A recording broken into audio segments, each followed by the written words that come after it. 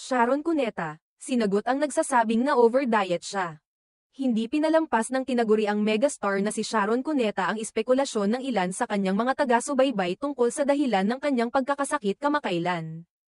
Ito ay matapos siyang tanungin ng isang netizen kung ang kanyang kalagayan ba ay may kinalaman sa sobrang pagdadieta. Sa isang maikli ngunit positibong tugon, sinabi ni Sharon, sana po hindi naman. Kakain na po, isang simpleng pahayag, ngunit malinaw na may halong biro at pagpapatawa, upang ipakita na hindi niya masyadong dinidibdib ang issue. Gayunpaman, hindi doon nagtapos ang kanyang paliwanag. Sa kanyang social media account, mas detalyado niyang ipinaliwanag ang kanyang pinagdadaanan at kung bakit hindi siya nakadalo sa ilang mga aktibidad, lalo na sa kampanyang isinasagawa ng kanyang asawang si Senador Francis Kiko Pangilinan. Isa sa mga event na hindi niya nadaluhan ay ang campaign rally sa Bulacan, kung saan inaasahan ang kanyang presensya bilang suporta sa senador.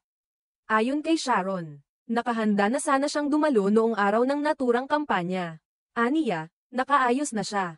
At kahit ang kanyang schedule ay inayos na para makapiling din ang kanyang anak na si Casey Concepcion sa kaarawan nito noong ika-7 ng Abril.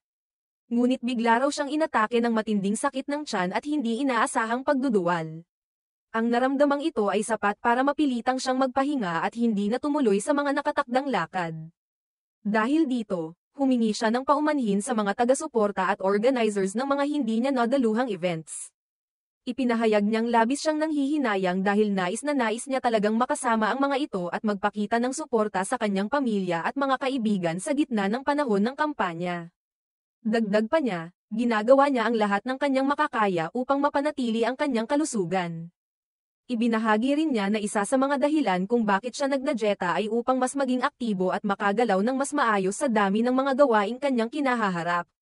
Ngunit tulad ng maraming iba pa, minsan ay may mga hindi inaasahang pangyayaring nakaaapekto sa katawan at pangkalahatang kalagayan.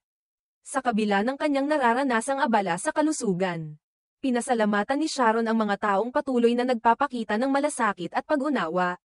Isa rin umano itong paalala sa kanya na dapat pahalagahan ang balanse sa pagitan ng trabaho, kalusugan, at personal na oras para sa sarili at pamilya. Makikita sa tono ni Sharon ang kanyang pagiging bukas at totoo sa kanyang mga tagahanga. Hindi niya ikinubli ang kanyang kondisyon. Bagkus ay ginamit niya ang pagkakataon upang hikayatin ang lahat na alagaan ang sarili at makinig sa pangangailangan ng katawan.